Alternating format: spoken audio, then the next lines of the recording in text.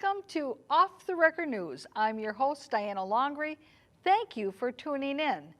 Our program this evening is brought to you from the SPNN studios out of St. Paul. Tonight we are going to focus on and report on the new Maplewood Rental License Ordinance. Now, this is a topic that we have been covering for nearly a year as the City Council has been preparing for this very moment. They had a number of workshops. They had a couple of open house events where landlords or tenants could come and find out what the issue was, what the ordinance might be, and to register their comments, either pro or con, in support or not in support of this ordinance.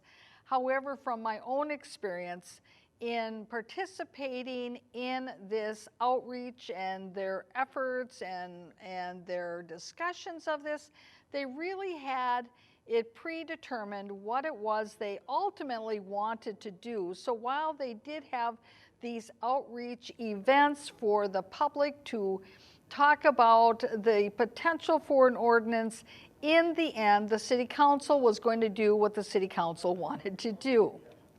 Now, at their September 23rd meeting of 2019, this is when they brought the ordinance out, and there were a few little tweaks to it, but nothing too substantial.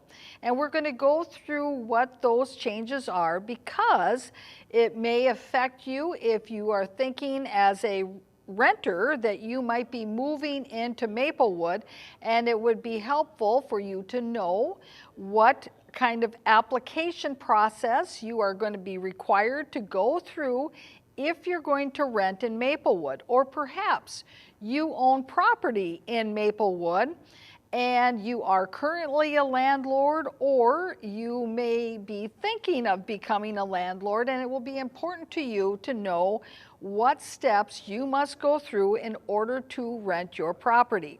So we've got quite a few clips that we're going to be going through this evening. So we're going to get started. This is at the point of the meeting where they're starting to itemize the highlights of the ordinance. So let's take a look at our first clip. Kind of three primary goals, and that is one, we're trying to provide clean, secure, and well-maintained rental properties and units throughout the community. Second, we're trying to ensure that we have safe and crime-free housing for renters. And then lastly, I think this is an effective tool to kind of enhance overall neighborhood stability throughout the entire community. Looking at those goals, of course, they sound like very good goals, well-meaning, but is this a big issue, such a big issue that Maplewood has to start a whole entire rental housing licensure program? I mean, is it getting to be a huge problem? Well, in the process of their going through and implementing this ordinance and what it would entail, I asked some questions of the appointed Mayor Marley Abrams as to the statistics that they have and what justifies actually starting up a whole new department for this ordinance, because in the end, that's what in essence is going to occur here, is that the city's going to have to hire additional employees to maintain the program, to monitor the program, to do inspections, and then they're going to have to also keep tabs on all the rental properties, and they're going to have to do background checks, and we're going to get into more of that as we proceed along. But let's continue with our next clip. Under the draft ordinance, all rental dwelling units will be required to be licensed, and that would be starting next year. So in 2020 is when that licensing requirement would become effective. The exceptions to the license requirement, we've expanded this a little bit from the council's last workshop. Any unit that's obviously occupied by the owner or a qualifying relative of the owner would be exempt from requiring the license. So that would allow potentially a person to rent a room or have a renter within the dwelling unit. If the owner lives there, they still would be exempt. The second provision is largely around the snowbirds. So if it's rented for less than 120 days per year and the owner resides in the home the remaining part of the year, they would not require a license. And then after the council workshop, we did take a little bit closer look at the kind of the other licensed facilities. So we tweaked some of the language that was in the ordinance around Department of Health licensed facilities for group homes and nursing homes, those types of facilities. But we've also specifically called out that if we've approved a reasonable accommodation for a facility, they would also be exempt from our licensing. Approximately a month and a half, 2 months ago, we covered that particular last exception that he called out, and that is for reasonable accommodations. Those homes that have been licensed for reasonable accommodations. And you may be thinking to yourself, well, what exactly does that mean?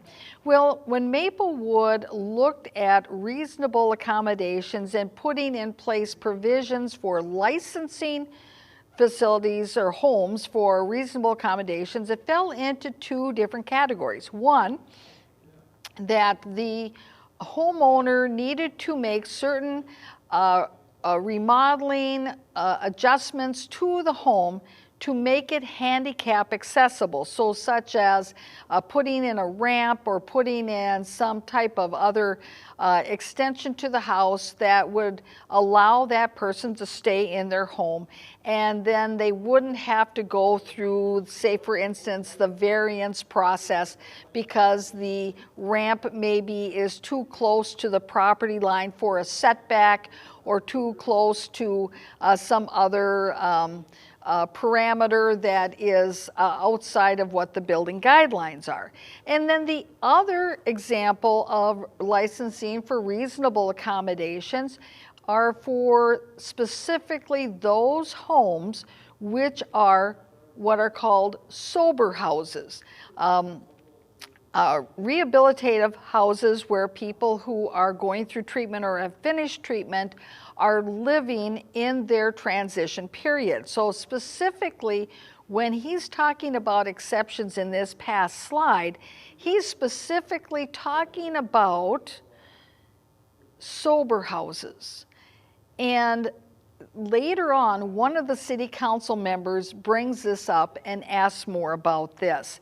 But I also want to highlight that they made an exception for snowbirds because that was one of the key issues that many seniors were concerned about, is that if they left for the winter and they don't want to leave their house vacant, but they want to rent it for a few months to somebody, maybe a family member, maybe a friend, maybe somebody that answered on Craigslist, that they could rent it just for that short period of time without having to go through all the training classes, without going through the background checks, without going through all the paperwork, just to be able to have somebody stay in their home for the few months that they're gone to Florida or Arizona or wherever that might be.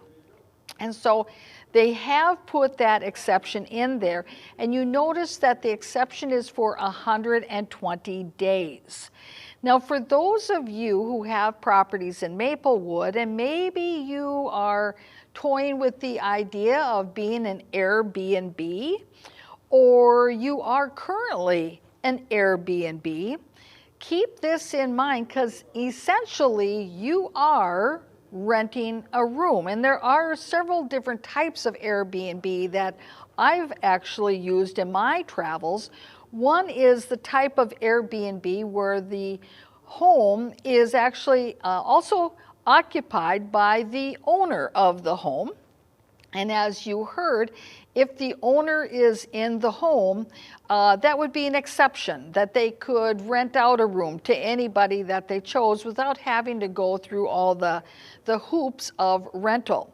And so if you had, for instance, an Airbnb and it is an owner-occupied home that you are just renting out a room, well, this, of course, this exception would apply to you. On the other hand, let's say that you have a property and you don't live there yourself, but you do rent out rooms as an Airbnb. And I've been in those types of Airbnbs as well, and that the owner is not anywhere around. You can certainly contact them through the phone and text and all that, but they don't actually live at the premises.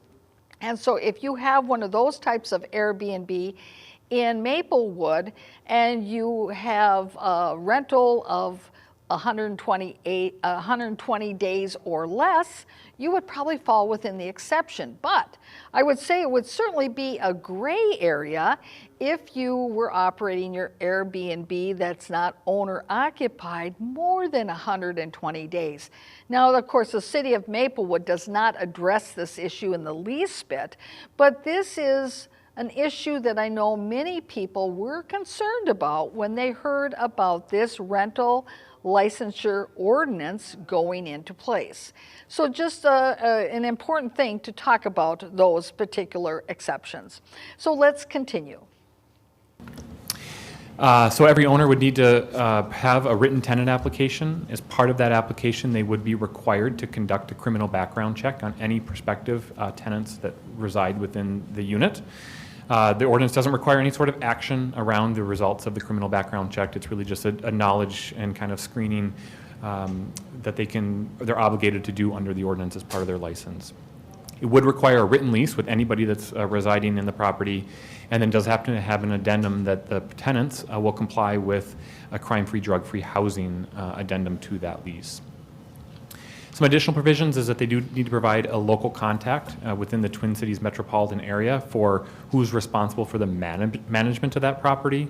That could certainly be the owner or any representative of the owner that could qualify as their property manager. And then either the owner or that property manager would be required to go through a training around providing crime-free housing in the community. Some additional provisions is that any owner would be required to provide public hearing notices to the tenants. So if the city sends a public hearing notice, we want to make sure that all residents are aware of that.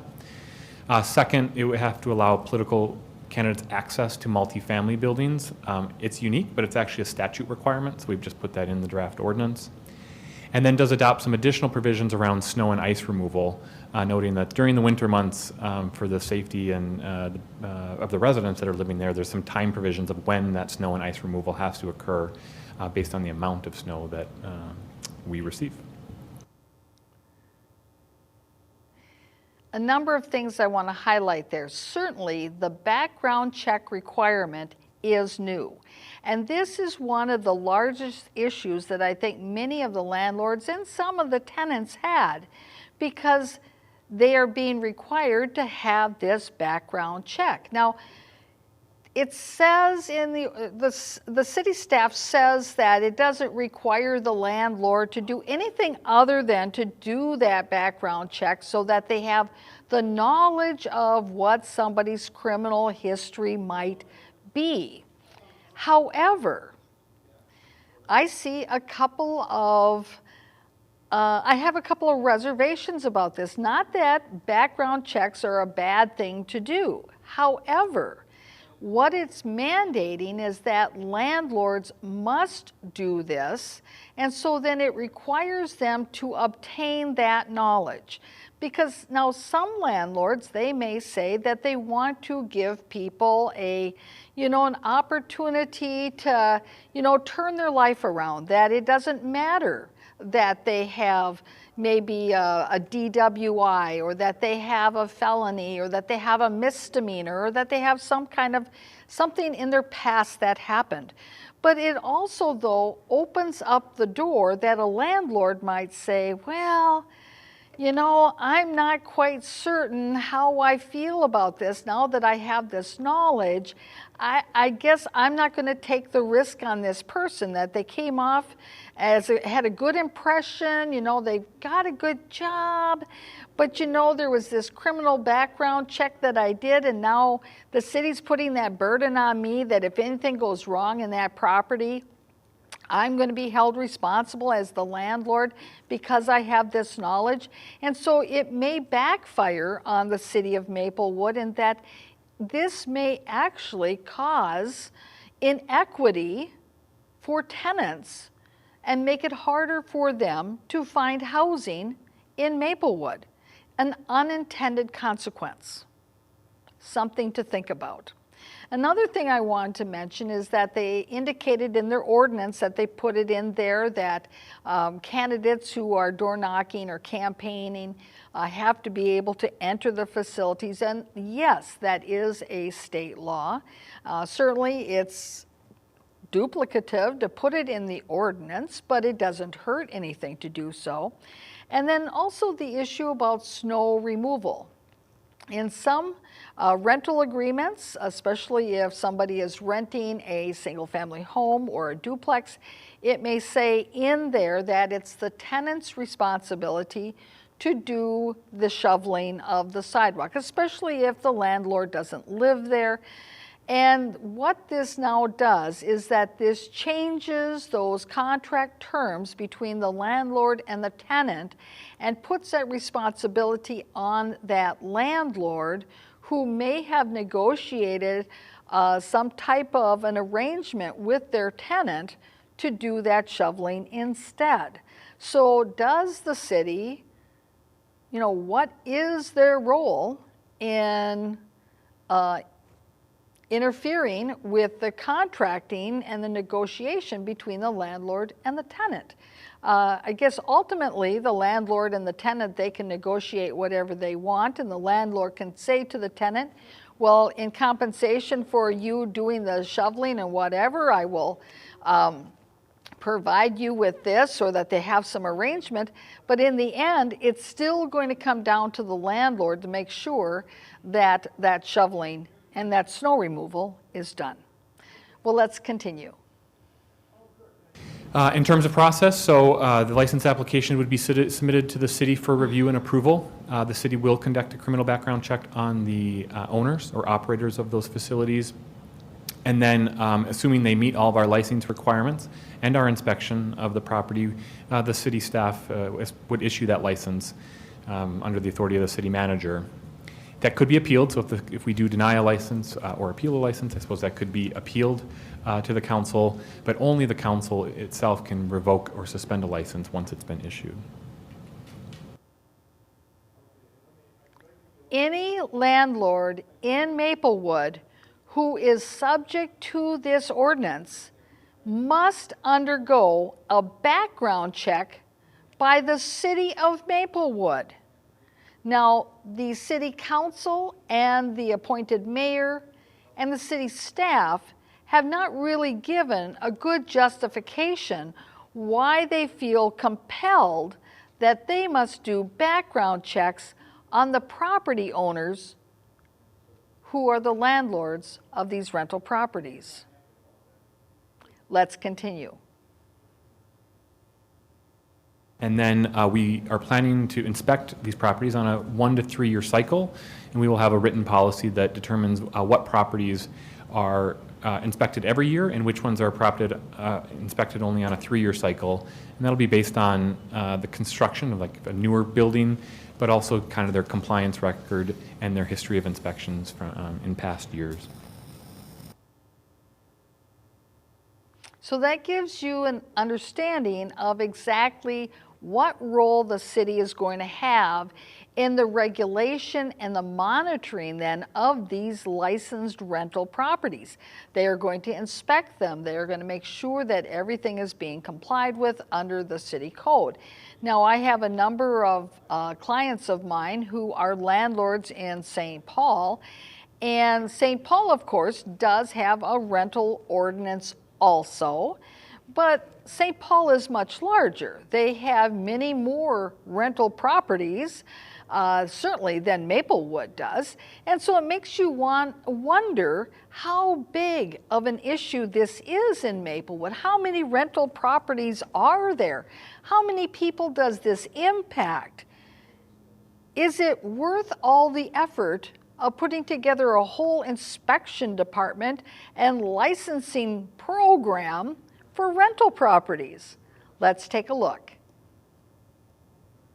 We start to implement the inspection cycle policy. This is what we're looking at doing, which is next year there would be all multifamily buildings, which we know there are 96 buildings in Maplewood. Those would all be inspected next year. And then the following year, we would inspect half of the single-family properties, which we estimate to be about 250. And then in year 3 of initial rollout, we'd inspect the other half of properties. And then, of course, any of the ones that are kind of, and then we would roll on to the 1 to 3 year cycle as it gets adopted.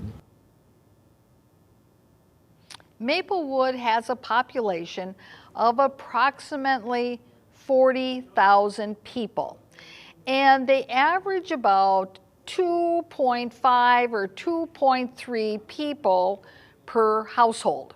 So that gives you an idea of, if you do your math, about how many households there are. Now, from that slide, we find out that there is only approximately 600 rental properties in the whole city of Maplewood. 600 of them. So what is the scope of the problem? Why is Maplewood feeling, the city staff and the city council and the appointed mayor, why do they feel compelled that they must implement this program? Well, let's take a look at the numbers. This is the proposed fee structure. So we're proposing the annual license be $150 per building plus $50 per unit, noting that the inspection cost would be covered under that license fee. We would also not charge any for the initial reinspection because we expect that to be fairly common, that we have to go back just to verify that any issues have been addressed. But then as kind of incentive for well-performing properties, or a disincentive to those that are having additional inspections, there would then be additional fees once we get beyond the first reinspection. And as we've talked about the fee schedule and budget, we have kind of planned and programmed for a 3% increase in that annual license, entirely because this program is structured such that the fees are supporting the city's direct costs for doing the inspections and administering the license in both directions. So the city's property tax levy would not support the program, but also the license revenue is not supporting the general fund in any other sort. It's really, we're trying to match the program expenses with the exact license fees that we are charging to be able to administer the service. Perhaps the reason that this licensure program is being implemented is so that it can generate a source of revenue. Now, of course, they claim and say that the costs of implementing the program are going to break even with the amount of the fees. Well, they already know in advance that they're not going to break even, and that's why they, under their model, that they know they have to have a 3% increase in the fees every single year. Do we think that the landlords are just going to absorb these costs? In Maplewood, up at City Hall, they talk so much about equity, that they've got their equity committee that the staff, certain staff members are on, that they've gone to equity training. The council says they're so sensitive to equity issues. Well, in code language, oftentimes equity issues have to do with financial disadvantage. Those folks in your community who don't have the financial resources that perhaps they need in order to just make ends meet. And so who is going to be burdened the most by this fee structure? Certainly the landlords are going to have the paper nightmare that they're going to have to go through, but they're going to pass those fees on to their tenants, many of them who are the least likely to be able to afford them, who are not getting 3% increases in their wages every year. Certainly the senior citizens who live on fixed incomes, Social Security, are not getting 3% increases every year. And yet this is what the city staff and the Council of Maplewood believes is a sustainable model for the community members.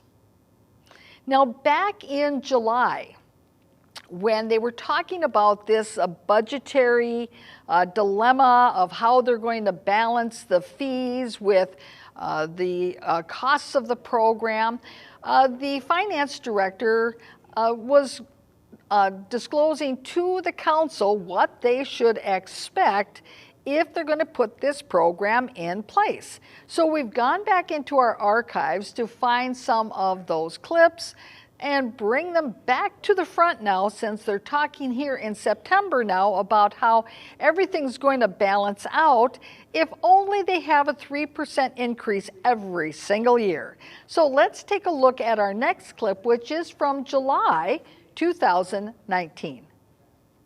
We do expect that it may be more than that. But you'll see that we have a $40,000 surplus, and the point that I want to make with that is that $40,000 surplus is currently plugging a hole in the general fund, so that already is reflected within that 5%. So, adding more cost to this, which you certainly could do, would also increase the 5% levy increase. So that's the finance director that we hear speaking, and she's talking about how in that first year, oh my gosh, there's going to be a $40,000 surplus, just like I said. This is going to be a revenue generator. However, she cautioned the council, don't get too excited about that $40,000 because we need to use it to plug another hole somewhere else in the budget. Well, isn't that perhaps why they need to also increase this fee every single year by 3%, is so that they can keep a little extra money coming in over and above the program that they can skim off to put into something else, to plug one of those holes. Well, let's continue with this July 2019 discussion. A little bit more about the rental housing program. What we want you to understand is the long-term view of the rental housing program. So if we take a look at how we've structured it now, and in this particular graph, I am back to the 280 for revenues. What I actually put in the budget was a little bit less, just to be on the safe side, but we do expect to get at least 280. So I use that number. So the gap between the red line is the expenditures and the green line is the revenues, and the gap between that is like 70 something, 75,000 maybe. But that gap continues to grow in the revenues. So on the green line, you see that doesn't really grow if we don't raise fees. And we have accounted for 1% per year increase in housing units. So that would be additional revenues. I've been told that that's probably too aggressive and that we need to be more conservative on that. So not only is she calculating into her model the increase every year of 3% in the increase in the fees, she's also calculating in an increase in the amount of high-density housing that is going to be built in Maplewood. And of course, now we're thinking back to the North End study plan and the Maplewood Mall area. Remember how they just got done with all their study and their recommendations and their big dreams about how they want to guide the process and the use of that good commercial property up and around the Maplewood Mall that should be used for commercial, medical, and industrial use because it's by a transportation corridor, and instead City Hall wants to convert it all into high-density housing? Well, now we understand where the motivation lies to push for high-density housing, not only because they see this as a way to generate revenue, but also because then they can, as they've said in the past, it will help to justify the investment in the Rush Line or the Purple Line. You know, that BRT, that souped-up bus that they're going to build on the Bruce Vento Trail and spoil the ecological corridor. It's all just one big plan of which the residents of Maplewood have little or no say in. Well, let's continue from the footage from July 2019. So what we were getting at there is the need to, if the council is not comfortable with having the tax levy pick up those future deficits, we would plan on bringing back a new fee schedule every year when we do fees in December with a 3% or whatever the annual increase would be. But in this particular model, it's 3% because the expenditures were increased by 3%. And that would close that gap. We still have that $40,000 surplus in the first year that we were using in the general fund. But this is what it would take, is a yearly examination of those fees in order to keep up with not having property taxes pick up the deficit that will be there.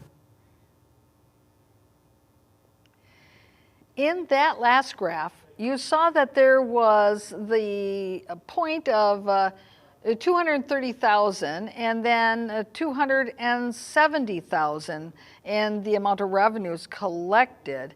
And yet, remember in the previous graph, there was a larger gap. So you see, it all depends on exactly what figures you use.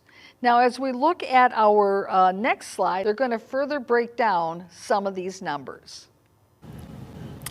So just some examples of what that fee may look like. A single-family home would be $200 per year. A duplex where both units are rented would be $250 per year. And then some of the fees from $1,400 up to $7,650, again, based on some of those larger multifamily buildings based on the number of units. So when you're looking at that fee schedule, and by the way, this is from the meeting of September that was just a few weeks ago. When you look at those revenues and those fees, depending upon the size of the rental building, you can see how this money starts to really add up when there's only 600 rental properties that would be subject to this ordinance. Let's continue. To your exceptions, I didn't exactly understand when you said, when you were referring to other licensed residential facilities, you said something in reference to reasonable accommodations. That's an exception. Could you expand on that for me a little bit? Sure. So Mayor and Council, this is a provision that after our city attorney reviewed had kind of recommended. As you'll recall, a couple months ago, the council adopted a reasonable accommodation ordinance, which is if someone is requesting accommodation for a type of housing or any sort of accommodation, and we've issued a license for that, they wouldn't also then require a rental license from the city. Got it.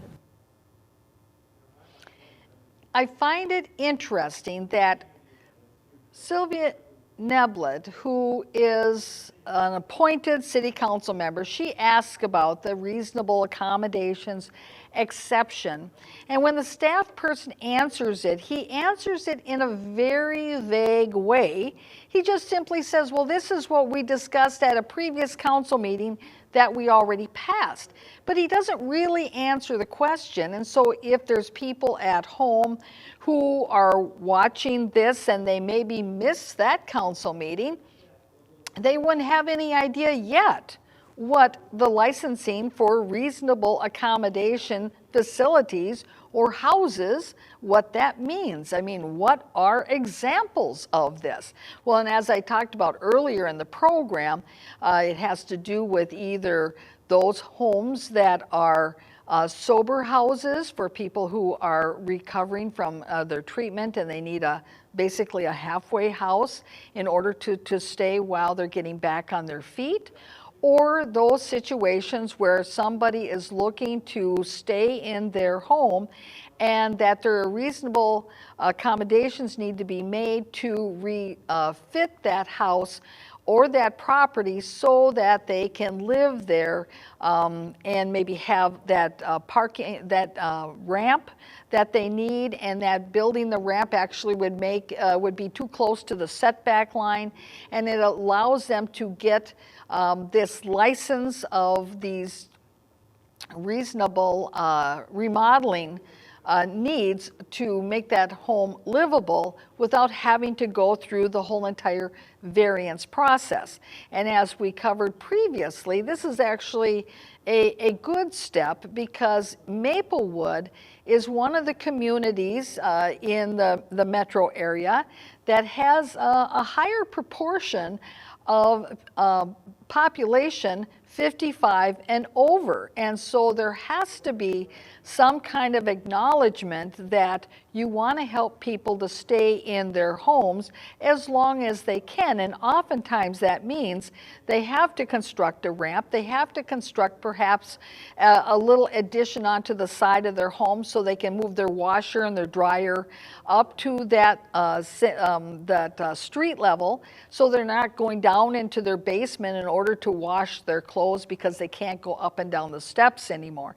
So you see, this is a good ordinance to have and a policy to have for reasonable accommodations in those regards.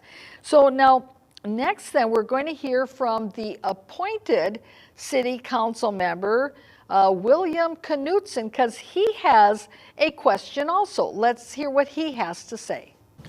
Just have a question on page 52, letter F.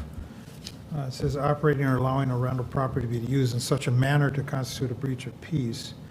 I'm just thinking of that situation we had with massage parlor, and I'm wondering if that owner knew anything about that, or does this suggest that upon discovery of some kind of breach of peace, that the chief of police would make a recommendation?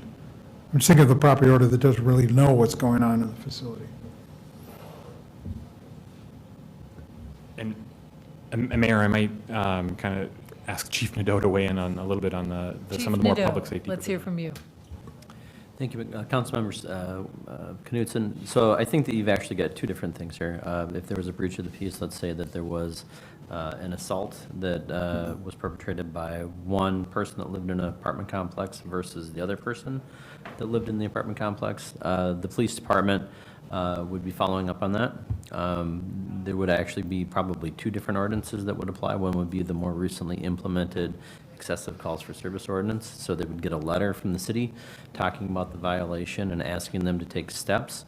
The rental license would be another thing that we bring into play and make sure that the apartment complex ownership or management was aware of that particular breach of the peace. It wouldn't obviously is a single violation trigger necessarily even an eviction, but if there was repeated problems with violence or crime and disorder on their property, that would be a tool that we would look at.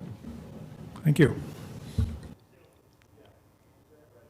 Unfortunately, Mr. Knutson has missed a very important point with regard to this ordinance.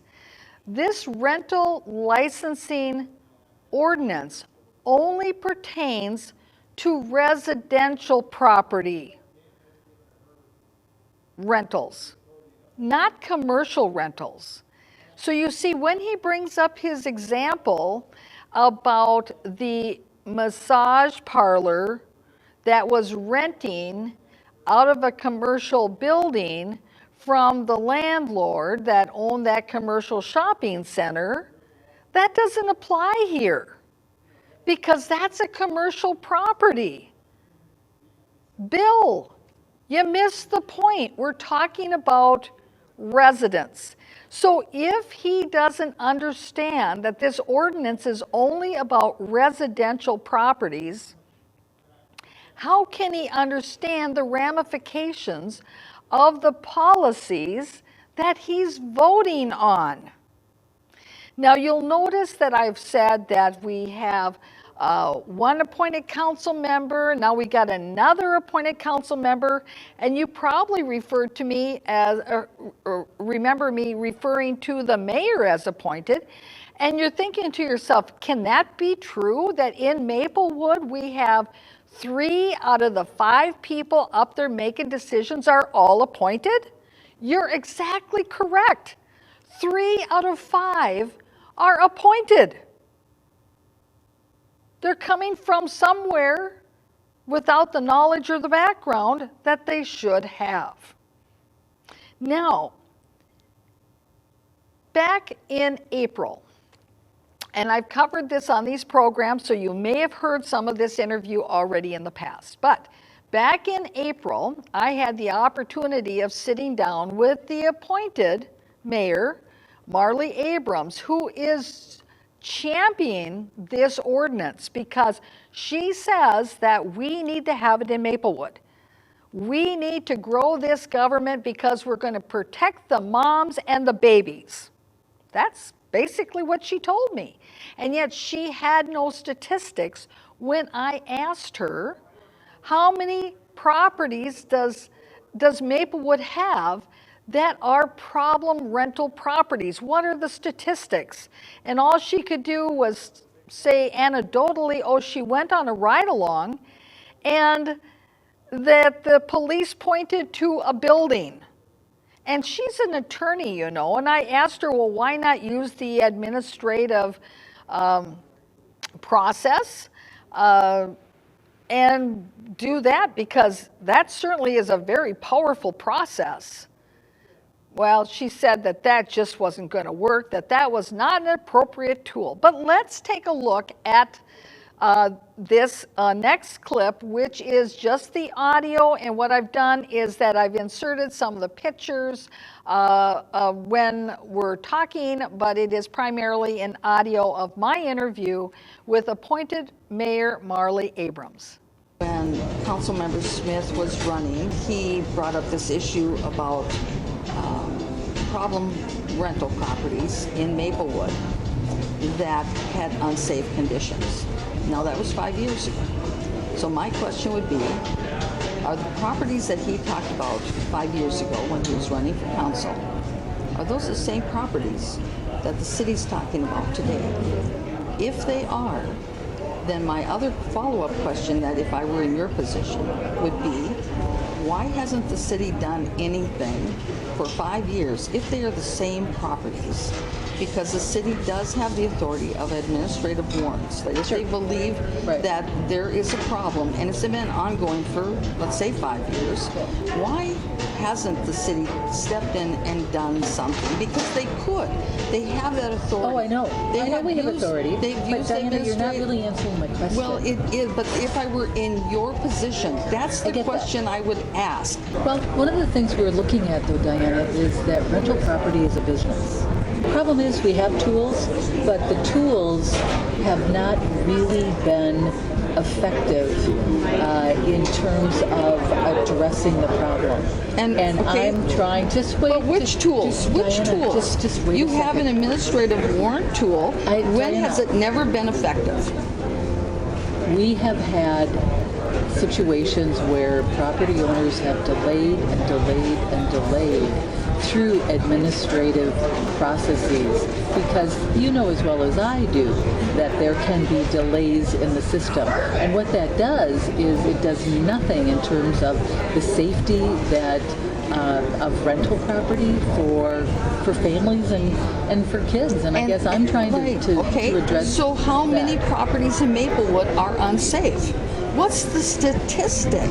I still want to know the statistic. You know, I think you talked to the chief, and when I was standing there, we just had a brief interchange. And what did he say? The chief talked about something like around 10%. Didn't he say less than 10%? I thought he said around 10%, but I think he said less than 10%. Well, I can look at the recording. Are you recording us now? Absolutely. Okay. Well, thank you for letting me know that. Sure. I mean, the camera's right there. Right, but it doesn't seem to be. So this is a voice recording, or are you recording? It's a voice recording. That's good enough for me. It's great for me too. So, as I indicated, she did not have any statistics with response to any of my questions.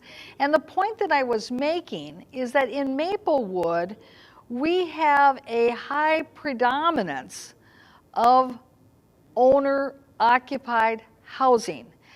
And it's every bit as likely that there's going to be these issues that they're looking for in rental housing as you have in all of the housing stock throughout all of Maplewood. And yet they're implementing a program that impacts disproportionately, equity-wise, the tenants in Maplewood, because we know that the fees are simply going to get passed down to the tenants. And if there isn't a particular problem in Maplewood with rental properties that they can identify, then why go through this process of setting up an ordinance, setting up the people to do the inspections, have everybody fill out all this paperwork, just so that they can say, well, this is what we did, how great we are. Well, now next then, we're going to go back to the meeting of September 23rd, 2019. I wanted to make sure before I made any decisions about this that I really understood what the problem was in our community. And so I did a ride-along with our police department this last winter, and I asked the police to please show me what are the problems that you see in rental housing in our city. And they took me on a tour that was disturbing, to say the least. Now, I'm not talking about any of the landlords that are here, because I am certain that you are wonderful landlords and that you run your properties and that very well, and that you follow all of the laws. But what I saw in our city were unsafe conditions for children, rental units that didn't have the basics that we all come to expect in terms of running water and electricity that works and appliances so that you can cook a meal and that you can have, a refrigerator that works. Those are some absolute basics. That is appointed Mayor Marley Abrams, and that's the same storyline she gave me back in February 2019 when I had that interview with her at the Panera Bread. Now, that's where the idea of using an administrative warrant comes in, because the government, if they believe somebody has unsafe housing or that there's an unsafe commercial building that is not safe for their health, safety, and welfare, the government has that authority to get an administrative warrant, enter that property, and force compliance. And so if the police and the city hall knew that there are buildings someplace in Maplewood where the tenants don't have electricity and they don't have water, or that they don't have working appliances, they could have all along gone into those 1 or 2 or 3 properties with an administrative warrant and use the power of the government to force compliance with the codes and the building codes. And they did not do that. And yet I know that the city of Maplewood uses administrative warrants when they want to, because they have. Because I've represented one individual who basically was evicted from their home through the use of an administrative warrant. And I know that the city of Maplewood has used it in other instances as well, both commercial and residential. So it isn't that they can't do it, that they don't know how to do it, it's just that they choose not to do it, and they would rather subject all the residential rental properties to this ordinance so they can collect money and grow their structure up at City Hall. Let's continue with our next clips, and I believe we'll be listening to some of the landlords. And I became convinced that night that we needed to do something to make sure that we had, and so I think staff has done a really good job. I would concur with Councilmember Smith. I'm always kind of notorious that staff, if this gets passed tonight, then we need to come back and revisit this in maybe 6 months and do regular updates, at least because we've got a 3-year rollout on this, that staff comes back to us and reports what's working, what's not working, so that we can fix it. Because if it's not working for anybody, and we need to address that. But from my perspective, this is a really important ordinance that I absolutely am convinced that our city needs. And it doesn't need it because of the landlords that are sitting here. It's because we don't have enough tools to address those unsafe properties. And we really need to have those tools to ensure the quality of life that we are offering here in Maplewood. She is notorious, all right. I like it that she says she's known as being notorious. Absolutely, she's notorious. Notorious for being disingenuous, insincere, and not meaning a word of what she said. Now, I had the opportunity of talking to Police Chief Nadeau back in February, or maybe a little bit before that, at one of the open houses, and I asked him exactly what is the extent of this problem in Maplewood with Maplewood's rental properties. And he said, oh, under 10%. And I says, well, more like what, 5%? And he kind of was hemming and hawing like, yeah, kind of probably about that. So that means at the most, if we're talking about 600 rental properties in Maplewood, and we're only looking at 5%, we're talking about 30 properties. And you're telling me that the city of Maplewood can't figure out how to use their police power under administrative warrants to take care of a few bad apples and not have to subject everybody to this onerous system? Well, let's take a look at our next clip. John Wegleitner. Thank you for this opportunity. I appreciate it. I've been a landlord since 1988, and I've never had any problems with compliance with any of the codes, any of the police requirements, any of the tenants. We've enjoyed perfect relationships in a contractual relationship. I have all the tenants sign a standard lease agreement. This is a legal document between an owner and the tenants. Now it seems like Maplewood wants to interfere with a relationship between two parties. We've been through all these years without all these additional burdensome and onerous requirements. Now, all of a sudden, we're hit with a landslide of new regulations, onerous and burdensome, and those costs will be passed down to the tenants. I think all the landlords or owners are just trying to provide affordable housing. And it was said here earlier, we don't like raising rents any more than you would if you had if you were a tenant and you received a rental increase every year. They just don't like that. I'm surprised of 5,000 tenants inside of Maplewood that have been identified aren't at this meeting, or I don't even know if they knew about it, but it certainly will affect them because it will affect their rent increase. I think, just personally, Maplewood should stick to the bread and butter issues of this community. Police and fire, we've got issues here.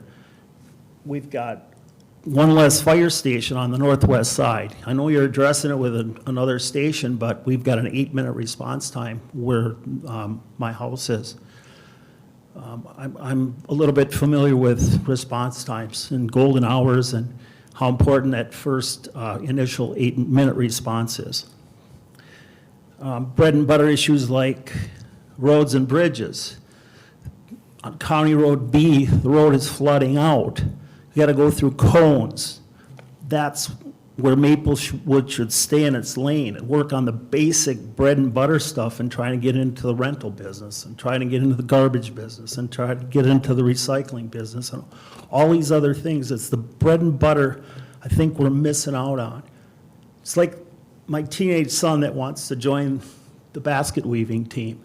It's like, I'd like you to stick with reading, writing, and arithmetic and excel in those things and then come to me when you're doing really well in all these other categories, and then we'll see about getting you on these other teams and other electives and other basket weaving teams.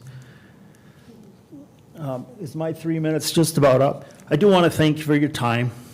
I'm real concerned, though, that this will just be a big burden, onerous and burdensome, and illegal search and seizure. Our Constitution guarantees privacy with illegal searches and seizure, just like the freedom of the press, freedom of religion, and all kinds of other freedoms that are bestowed in the Constitution. So Maplewood can make rules, but our Constitution is set up to protect our basic liberties and privacy. That's all. Thank you, Mr. Wagenleitner. Essentially, he let them know that they're doing a bunch of basket weaving and not actually sticking to their reading, writing, and arithmetic. Well, hooray. Thank you for those comments. Now let's take a look at the next landlord. And the last person signed up is Steve Batiste. Let's go to the next one. Address, since you're Oh. not signed up. Go Yeah, ahead. this is good. This is the one. My name is Diane Pelzer, and I own one side-by-side in Maplewood. I also own rental property in St. Paul. I'm an active member of the Minnesota Housing Association. I do everything by the rules for that in St. Paul. I'm already doing everything. I'm already paying for all this stuff already, and now I'm going to be paying in Maplewood for the same thing that I've been doing all these years. I have found through the years that, like some of the other people have said, all I do is pay. My renters tell me that I'm the best landlord they've ever had. I only raise my rent when I feel that they can afford it. I only rent for leases for a year at a time. I do not have tranches. The minimum I lease for is a year at a time in St. Paul and in Maplewood. My people in Maplewood, in my side-by-side, one of my guys has been there, this is his 5th year, and my other renter, this is their 2nd or 3rd year. And they're very happy with me. I know it's hard to find places to rent, so they always tell you they're happy with you, but my renters are very happy with me. And if you look back at my history, I don't think you should base it on starting out right now, but I've been in the rental business for 40 years. There should be something you're looking at to see if the people who are owners in Maplewood have done anything wrong. I was just at a Minnesota Housing Association meeting this week, and they laughed when I told them that Maplewood was going to require background checks on the owners. They said other places have tried that and it fell by the wayside in a short period of time.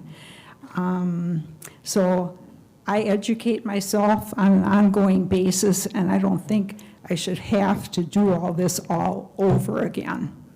I've been doing it for years, and there should be some benefit. Well, those two landlords, they spoke for many other landlords, I'm sure. And the culture up at City Hall was that night that if you hear somebody else say a comment that you were going to say, well, don't bother getting up because we only have to hear it one time. So many of the landlords who were there at that meeting actually declined to get up when their name was called. Well, I hope that you've enjoyed listening to this report this evening about the new rental licensure program for residential properties in Maplewood. Thank you for tuning in, and we'll see you again next week. Bye-bye.